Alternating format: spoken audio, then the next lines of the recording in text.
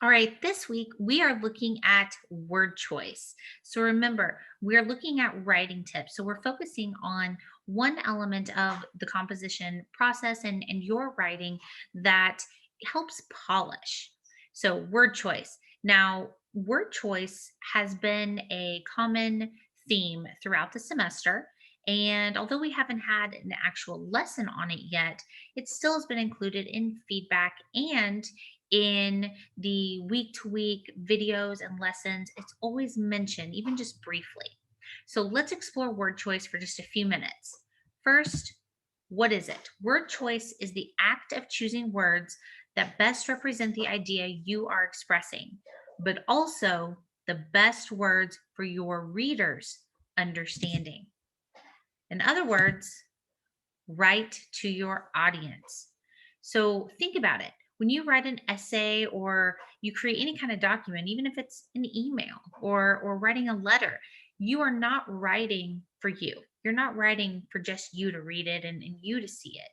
You're writing it for someone else to read and understand and possibly even take action after they read what you've written.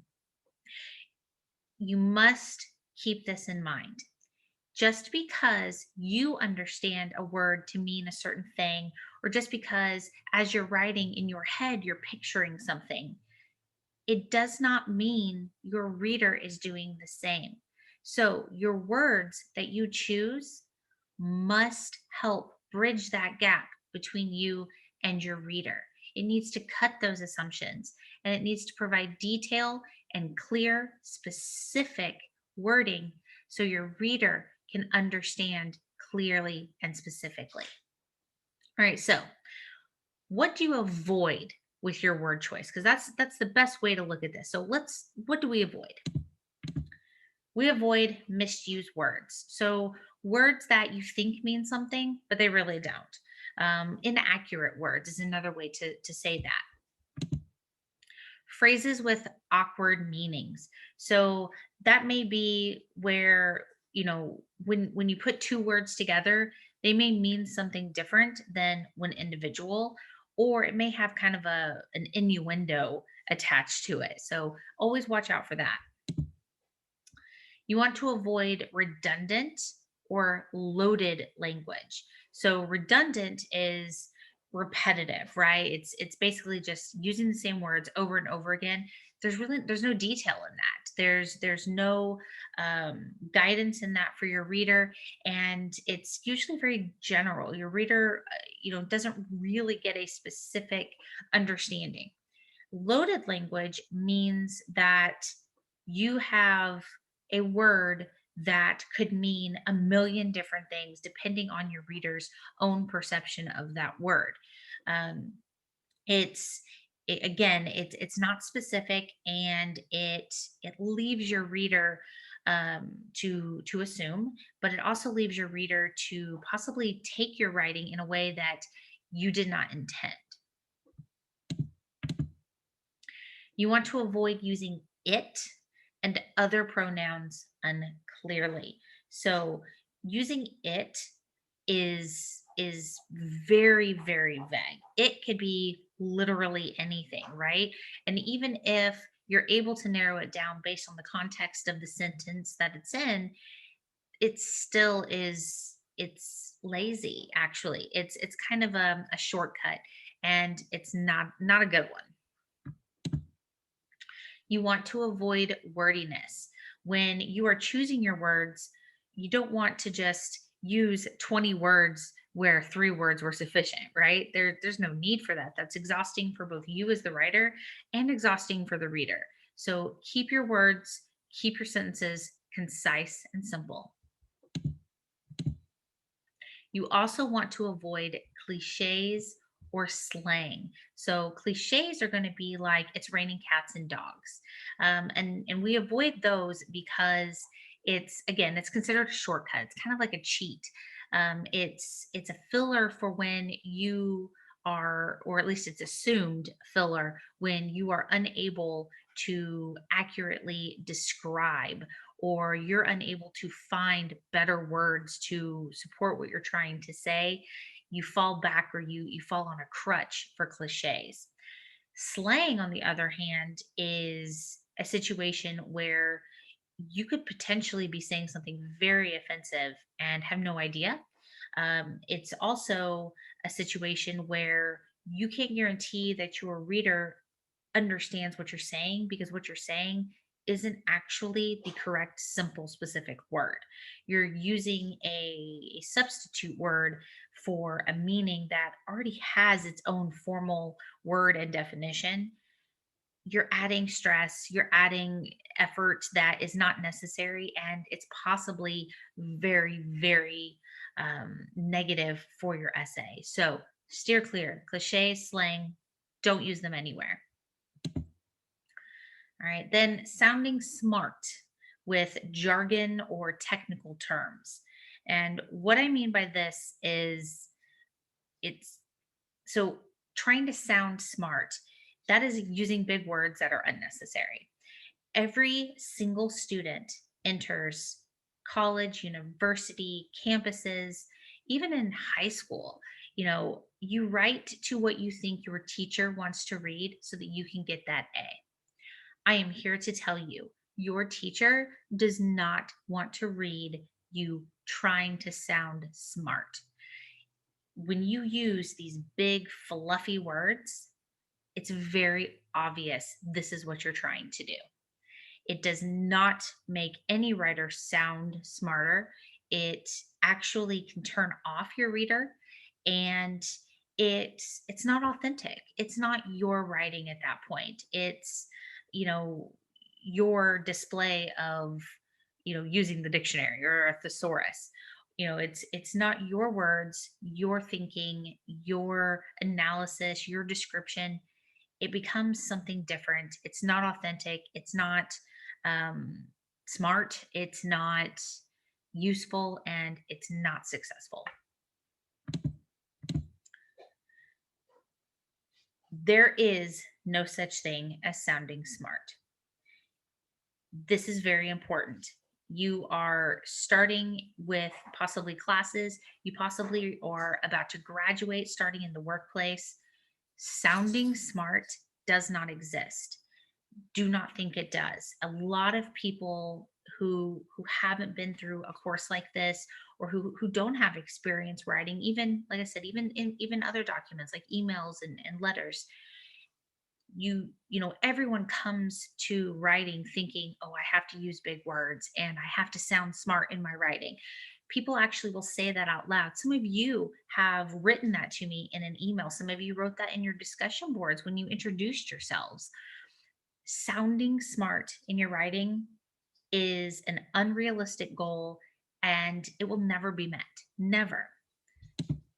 Your writing will display your skills and understanding when it is clear, concise, planned, revised, and proofread.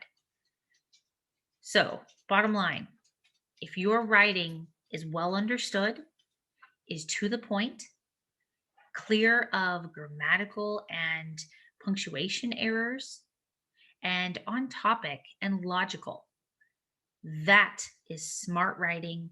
You have gained credibility as a good writer and as a smart writer.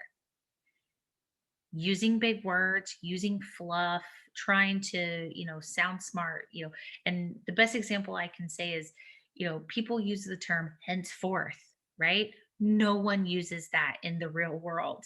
Henceforth, thus is used a lot, right? There those kinds of words, technical jargon. So if you're looking at research and you see these giant words that you just want to throw out there so it sounds like you did something and it was smart that you did it, it doesn't. It's not. And yeah, it, like I said before, it's just not successful. What makes success is following the writing process and writing within your own voice and your own vocabulary.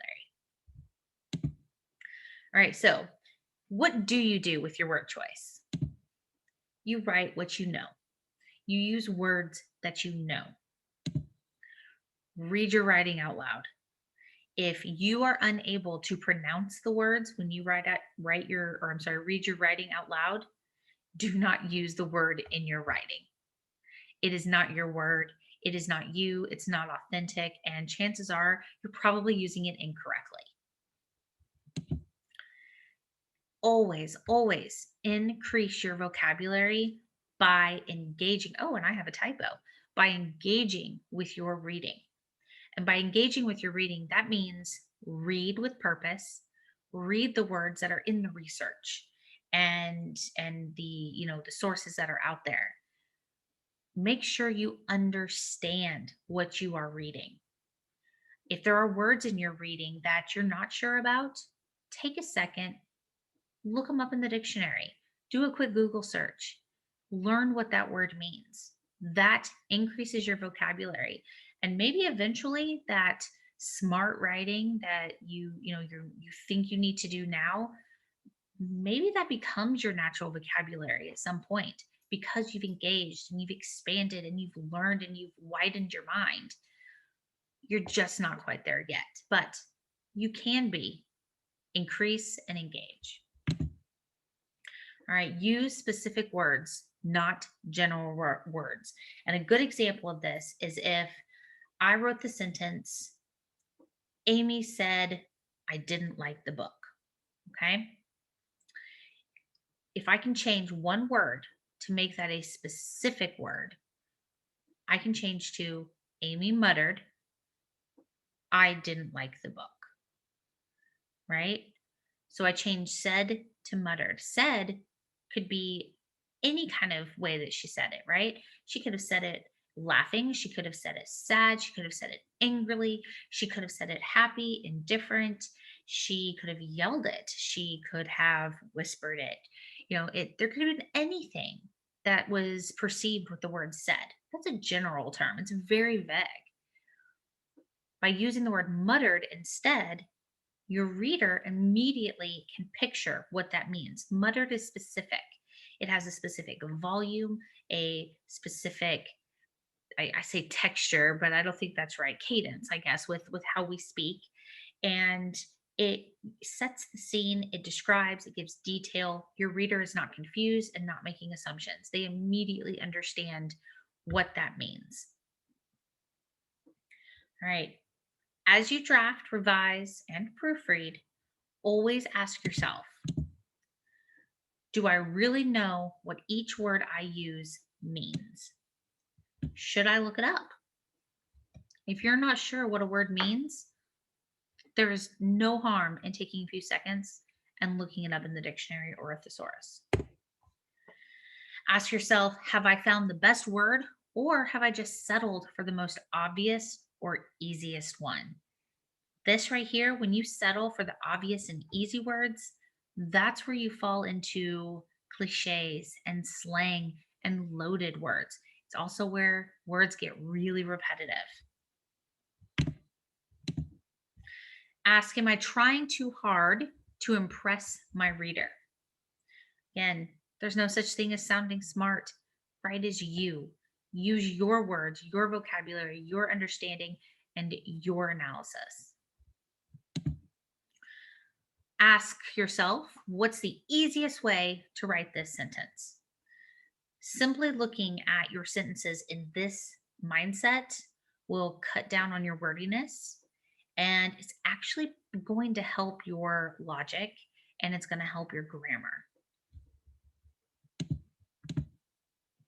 Have I used my own words or have I simply borrowed what looked like important ones from the assignment and or research sources? If I've borrowed the words, can I use better ones from my own vocabulary or dictionary and thesaurus research? In other words, use your own words, right? That's the whole point of this. You're writing this, not someone else. And even though you are looking at the research and you're reading it and understanding it, you're not just regurgitating, right? You're not just, regurgitating that research. You are putting your understanding and your analysis out there. That is what your essay is. All right, so let's practice. Let's go through just a few scenarios here to kind of get your mind going with word choice. Misused words. Let me move my video here. Okay. Misused words. The word doesn't mean what the writer thinks it does. So the original sentence, Florida is an arid state. Give you a second.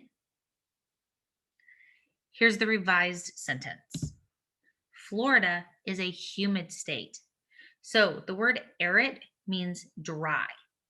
And someone probably, when they wrote this, thought, Florida's hot, so is Arizona. So arid must be the right word. They didn't take the time to look it up and double check, but it's incorrect. Florida is not an arid state. It's absolutely not a dry state. It's very wet, it's very humid. So the correct term should have been Florida is a humid state. All right, words with unwanted connotations or meanings. The word may also mean something unexpected. This is where your innuendos come in. So this one's kind of silly to read, but let's do it. Original sentence, I sprayed the ants in their private places. Obviously, this has a couple of words here, a phrase. When they're put together, it means something different than what the writer intended. So let's revise it. I sprayed the ants in their well hidden location. And I'm not saying that is the best sentence for that. I think there's other ways you could have written this sentence, but at least this way, we're avoiding that weird innuendo connotation that probably would make the reader giggle a bit. Using a pronoun when readers can't tell whom or what it refers to. So watch the general use of he, she, it, etc. Oh, that one happened fast. Well, we'll look at it. My cousin Jake hugged my brother Trey, even though he didn't like him very much. Well, he and him, we don't know Jake or Trey. We don't know which one they're talking about. So we revise it. My cousin Jake hugged my brother Trey, even though Trey didn't like him very much. Just providing that one quick detail of he instead, replacing he with Trey with the actual person's name, it clarified the sentence and the reader has no confusion and it's logical. Jargon or technical terms that make readers work unnecessarily hard. Maybe you need to use some of these words because they were important terms in your field, but don't throw them in just to sound smart. So let's look at this one. Now, I have to tell you, this sentence I have taken and I use it every semester. This sentence is from my research paper, my very first year in Composition 1 as a student. It was a long time ago, but the example is still very valid.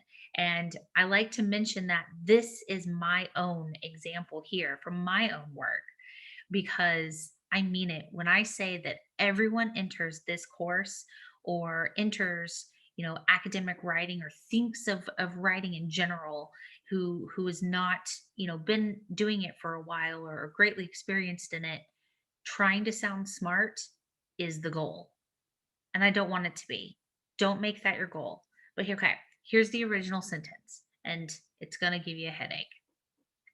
The deficient communicative nature of social media is terminating future lines of direct communication among adolescent persons. There has got to be an easier way to write that sentence. Social media is detrimental for direct communication among young people.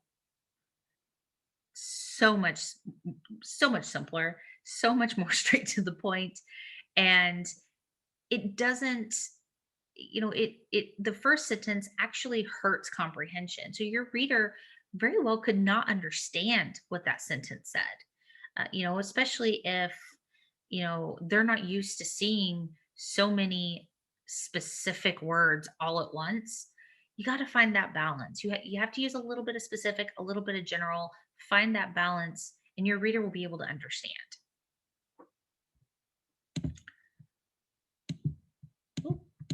There we go. Loaded language. Sometimes we know what we mean by a certain word, but we haven't spelled that out for readers. We haven't actually given the details, right? We rely too heavily on that word, perhaps repeating it often without clarifying what we are talking about. The original sentence. Society teaches young girls that beauty is their most important quality. In order to prevent eating disorders and other health problems, we must change society. So there is a loaded word. It is the word change. We give great detail. This is a thesis statement. I've actually pulled this from a real student's paper. This is a thesis statement, and it's a pretty sharp one. It supports, it introduces, and it sets clearly what that paper is going to be about and what the author is discussing, except it does not specify what the writer means by change society. Change society is very loaded. That could mean hundreds of different things to hundreds of different readers. So we need to specify it a little bit more. So if we revise that sentence, society teaches young girls that beauty is their most important quality. In order to prevent eating disorders and other health problems, our society must adopt new body image norms. So we're actually providing a detail, a specific solution to the the argument that we have here and to the problem that we're introducing. And it's very, very obvious and logical to the reader what they're going to be reading and what that argument's going to be. They're not making any assumptions. There's no gap in understanding between the writer and the reader. Slang, words we use in everyday conversation but are not appropriate academic voice. Original sentence, the book was a cool example of a sci-fi mystery. The word cool is actually slang. Some people use it, some people don't. Some people may think it's dated, some people, may use it every single day all the time. But we don't write the way we speak. We speak in a much more casual way. And some of the things we say we can get away with even in a formal setting. In writing though, we must keep it professional, we must keep it concise. So, using a word like cool in an academic essay, an academic research paper is never, never okay. So, let's change that. Revised sentence. The book was an engaging example of a sci fi mystery.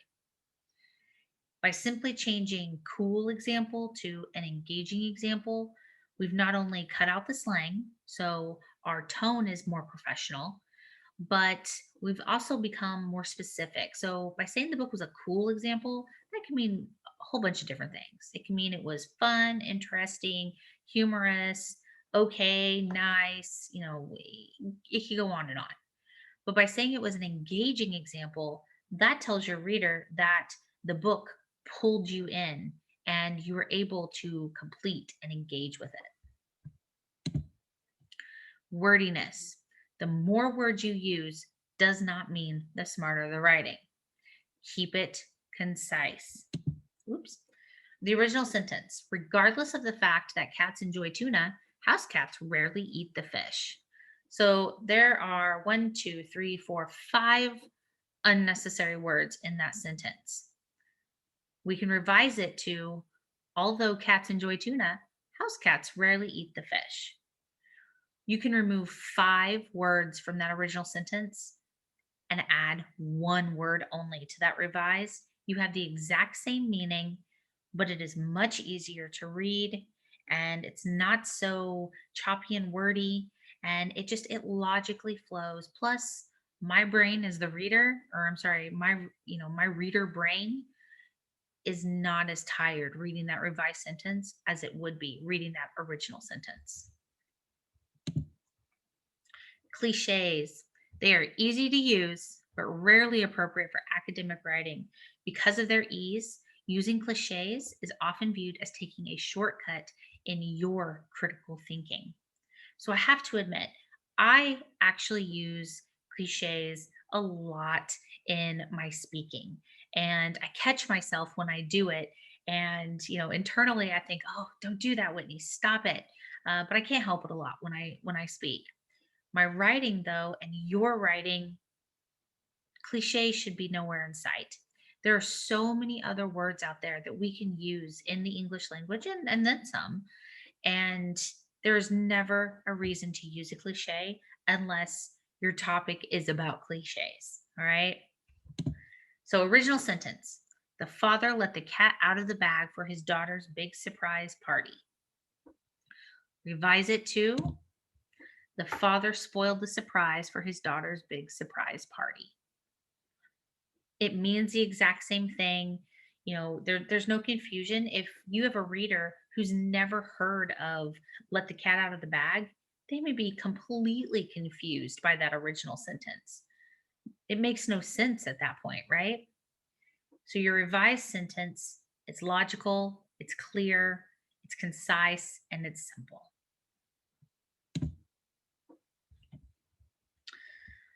All right. Let me get back up here. All right. Well, that's it for this week. If you all have any questions, do not hesitate to email